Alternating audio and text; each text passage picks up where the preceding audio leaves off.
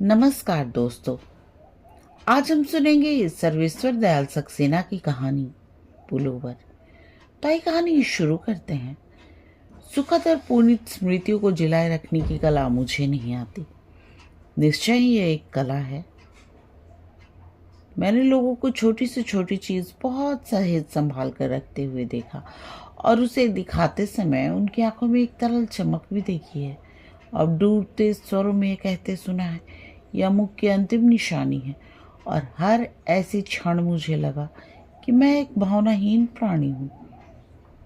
अपने अंतिम दिनों में मेरी माँ ने रोगशैया पर पड़े पड़े, जो बाद में उनकी मृत्यु शैया बन गई, मेरे लिए पूरे गले और पूरे बाहों का एक पुलोवर बुना था। और उसे देते हुए अपनी निस्तेज मुखाकृति से दीन स्वर में उन्होंने कहा था, बेटा, इसे किसी को मत दे डालना। कौन जाने ये मेरी आखिरी निशानी हो। हाथ नहीं चलते, आंखों के सामने अंधेरा छा जाता है। तू नहीं समझ सकता मैंने इसे कितनी कठिनाई से बुना है। मुझे पुलोवर पहनाकर देखते समय मेरे शरीर पर अपने कांपते हाथों से उनका स्पर्श करते समय जो अपार सुख और संतोष उनके मुंह पे दिखा था, उससे उनकी कठिनाई का अंदाजा मुझे लगा भी था। और मैंने निश्चय भी किया था कि यदि उसे नहीं तो उसके उस पुलोवर को तो मैं अपने जीवन भर अपने पास रख सकूंगा। फिर माँ की मृत्यु हो गई। सर्दियों के दिन आए। जब तक बन पड़ा खाली एक कमीज पहने विश्वविद्यालय जाता रहा। कोट था नहीं और बनवा सकने की हैसियत भी नहीं थी। माँ की मृत्यु से उसकी थोड़ी बहुत जो संभावना हो सकती थी वो भी खत्म हो गई थी। फिर एक दिन नहीं रहा गया। सर्दी के जोर ने मुझे कमजोर कर दिया। मैंने उसे पहनकर माँ की गोद की गर्मी का अनुभव किया और अपने को उचित ठहराते हुए कहने लगा, माँ के पुलोवर बुनने का उद्देश्य ही यही था कि मैं सर्दी से बचूं। इसे न पहनकर मैं उनकी इच्छा की अवहेलना कर रहा हूँ।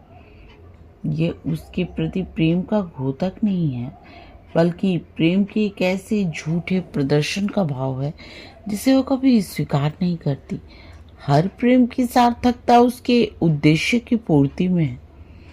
उद्देश्य रहित प्रेम प्रेम नहीं होता, और अगर होता है तो वो अर्थहीन है। और फिर 2-4 दिनों नाजुक कांच के कपड़े की तरह और बाद में फिर साधारण कपड़ों की तरह उसे पहनने लगा, बिल्कुल सहज ढंग से। विश्वविद्यालय के जीवन में 4-5 वर्षों तक उसे सर्दियों में निरंतर पहनता रहा और वो पुलेवर मेरे व्यक्तित्व के साथ इतना जुड़ गया कि दूसरों के लिए उसके बिना मुझे सोच पाना कठिन हो गया। परिणाम यह हुआ कि सर्दियों से मेरा ये एकमात्र रक्षक चल बसा। पहले कोहनियां फटी और देखते देखते इतनी जल्दी फट गई कि मरम्मत के लिए किसी को देना चाहा तो उसने कहा मुश्किल है, ऊन भी काफी कमजोर है और घिस गई है, मोह छोड़िए। लेकिन मोह सहज कहाँ छूटता है। मैंने काफी सोच विचार के बाद उसकी बाहें निकलवा दी और बाहें अलग जुड़ी हुई थी, अतः आसानी से निकल भी गई। और अब वह पुलोवर बिना बाहों का हो गया। एक बार उसे रख देने का मोह हुआ, लेकिन आने वाले वर्षों ने सर्दियों में फिर उसकी जरूरत सिद्ध की और मेरा वो भुजा विहीन रक्षक फिर रक्षा के लिए तैयार हो गया और मेरी सेवा करने लगा।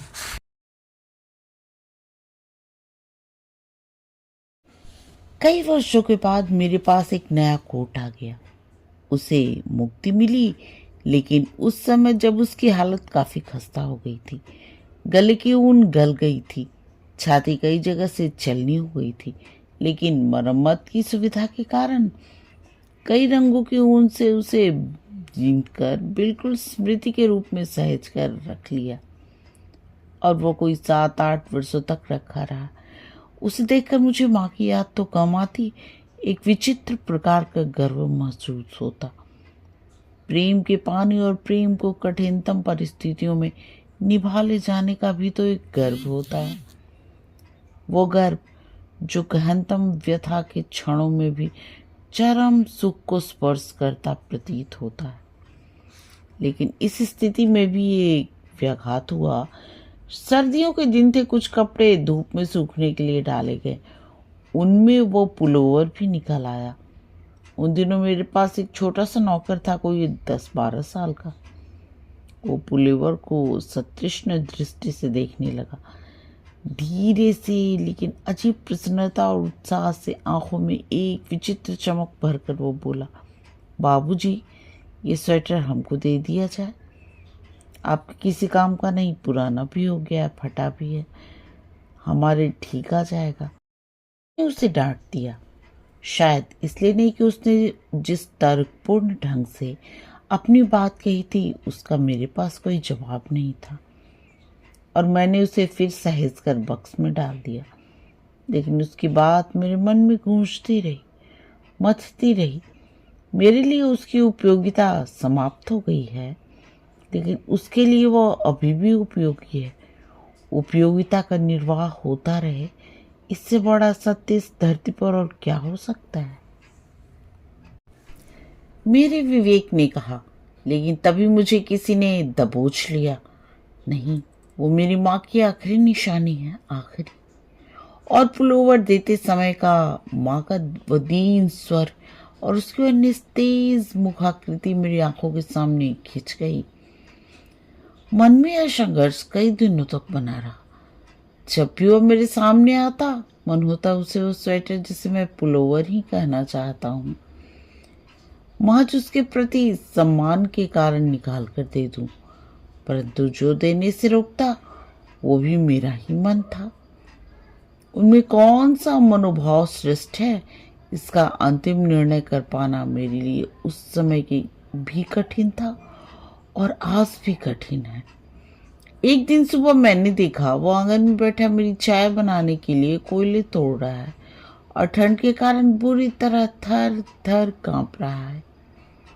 उसका इस बुरी तरह कांपना मुझे जड़ से हिलाने लगा। मैं अपनी निगाहों में नीचे गिरने लगा। अपमान और लज्जा से भर गया। मैं प्रेम को निभा पाने की एक झूठे गर्व के कारण मैं इंसानियत से गिर रहा हूं। माँ के प्रति मेरी सच्ची श्रद्धा का, मेरे सच्चे प्यार का निर्वाह यह नहीं है। उसकी इच्छा ये कदापि नहीं रही होगी कि मेरे लिए इसकी उपयोगिता समाप्त हो जाने के बाद भी मैं उसे दूसरे को न दूं। और यदि यह उनकी इच्छा रही भी हो तो मुझे इसे नहीं मानना चाहिए, चाहे वो उसकी अंतिम इच्छा ही क्यों न रही हो, क्योंकि मेरी इस सच्ची भावना से बड़ी नहीं है जो इस समय मेरे संपूर्ण अस्तित्व की आवाज है। जो स्वर संपूर्ण अस्तित्व को मत कर निकलता है, उससे बड़ा संसार में कुछ नहीं है। और जो उससे बड़ा कुछ मानता है, वो अपने साथ धोखा करता है, आदमी के साथ छल करता है। कल यदि दुनिया मुझसे कहेगी मुझे अपनी माँ से प्यार नहीं था, तूने इसकी आखिरी निशानी भी दूसरे को दे दी, तो इस नाम पर स्वीकार कर लेना क्या गलत होगा कि मुझे एक सीधी सच्ची भावना से प्यार था, जो उस कांपते बालक के लिए मेरे मन में उठ रही है। मैंने उसे बुलाया और स्वेटर उसे दे दिया और अपने अंदर उस सुख और संतोष को देखने लगा जो मुझे स्वेटर देते समय मेरी माँ के अंदर था। मैंने भी काफी कठिनाई से बनाया था ये एक भाव, और उसे बनाते समय हर उस पीड़ा और कष्ट से गुजरा था जो स्वेटर निर्माण की अवधि में मेरी माँ का यात्रा पथ था।